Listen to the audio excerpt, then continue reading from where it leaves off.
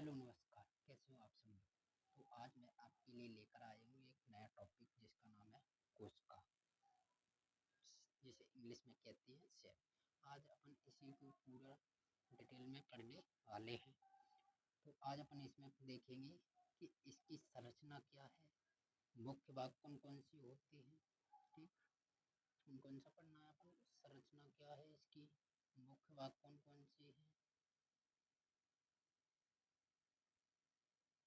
मुख्य भाग कौन से होते हैं, कार्य क्या होता है और प्रकार क्या है, ये कितने प्रकार का होता है।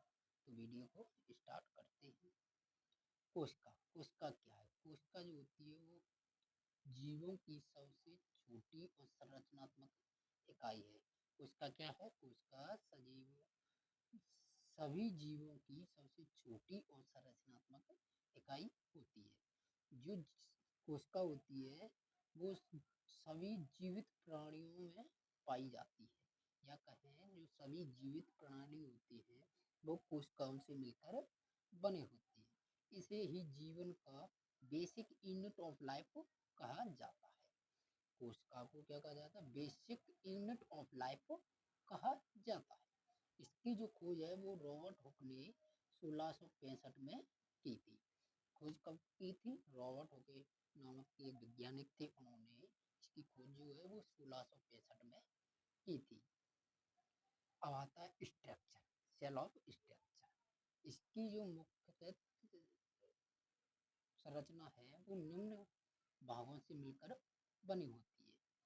कोशिका की जो संरचना है वो मुख्यतः भागों से मिलकर बनी होती है। पहला है सेल मेम्ब्रेन। सेल मेम्ब्रेन जो होता है वो कोशिका की बाहरी सीमा बनाती है। ठीक है, ये स्ट्रक्चर अपना सेल मेम्ब्रेन का। जो कोशिका होती है वो जो सॉरी सेल में कोशिका झिल्ली जो होती है वो कोशिका की बाहरी सीमा बनाने का काम करती है और कोशिका को सुरक्षा प्रदान करती है। और जो कोशिका झिल्ली जो होती है वो क्या करती है, कोशिका को सुरक्षा प्रदान करती है और पदार्थों का आवागमन को नियंत्रित करती है। जब कोई पदार्थ आता है या बाहर निकालना होता है तो उसको भी ये नियंत्रित करती है।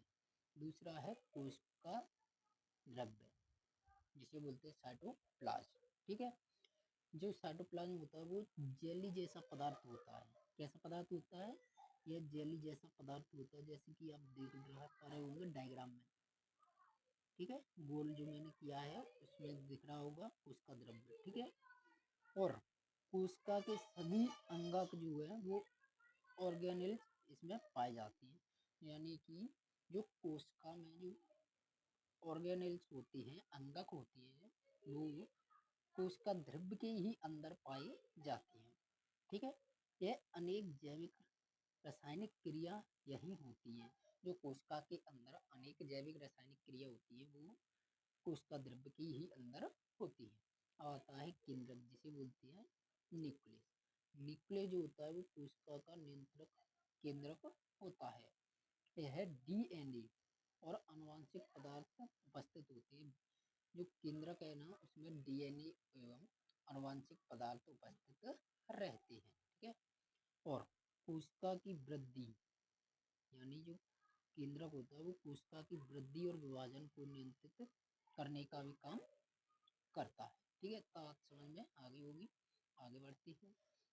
अब आती है प्रमुख कोशिकांग, यानी सेल के प्रमुख कोशिकांग क्या है, इसमें क्या क्या पाया जाता है। पहला है माइटोकॉन्ड्रिया। माइटोकॉन्ड्रिया ये इसका काम होता है ऊर्जा उत्पादन का केंद्र होता है। ठीक है, अब आता है गोल्जी बॉडी। गोल्जी जो बॉडी होता है वो पदार्थों को पैकेजिंग स्त्राव करता है। ठीक है, गोल्जी बॉडी कोशिका के अंदर क्या काम करता है, पदार्थों को पैकेजिंग और स्त्राव का काम करता है। अब आता है एंडोप्लाज्म रेटिकुलम, जिसे शॉर्ट फॉर्म कहते हैं ईआर। यह पदार्थों का परिवहन करने का काम करता है। अब आता है राइबोसोम। राइबोसोम जो होता है वो कोशिका के अंदर प्रोटीन संश्लेषण का काम करता है। ठीक है, ये पॉइंट याद हो गए। राइबोसोम क्या करता है, प्रोटीन का संश्लेषण करने का काम करता है। आता है लाइसोसोम।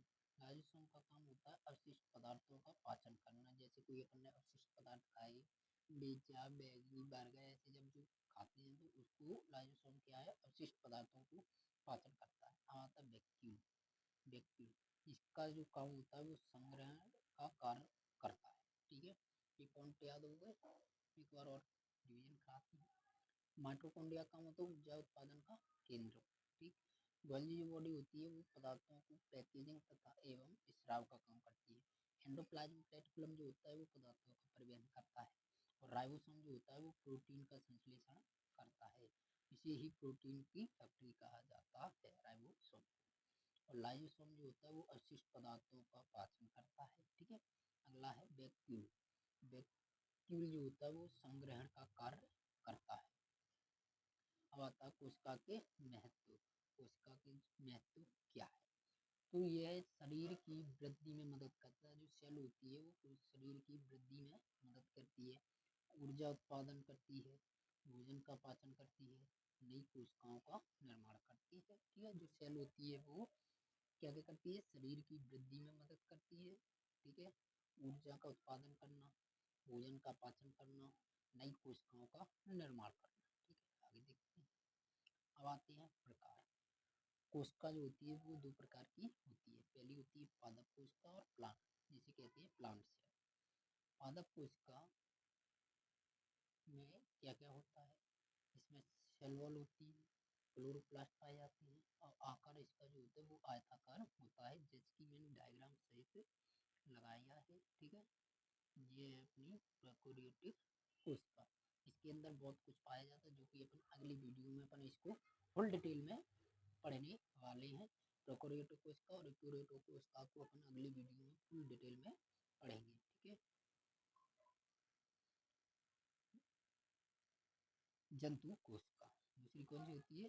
जंतु में जिसे एनिमल सेल कहते हैं, यानी यूकेरियोटिक कोशिका। ठीक, इसमें सेल वॉल नहीं होती है, क्लोरोप्लास्ट नहीं पाई जाती है, आकार इसका अनियमित होता है। ठीक है, जैसे कि स्ट्रक्चर साथ में लगाया हुआ है जिससे जल्दी समझ में आ सके। ठीक है, अगले वीडियो में अपन प्रोकैरियोटिक कोशिका और यूकेरियोटिक कोशिका को फुल डिटेल में पढ़ेंगे। प्रोकैरियोटिक कोशिका क्या होती है, यूकेरियोटिक कोशिका क्या होती है, इसका केंद्र वो रचना क्या है, ये काम कैसे करती है, ये सब इस अगली वीडियो में अपन इसको पढ़ने वाले हैं। वीडियो अच्छी लगी हो तो लाइक करना, शेयर करना, कमेंट करना। जय हिंद।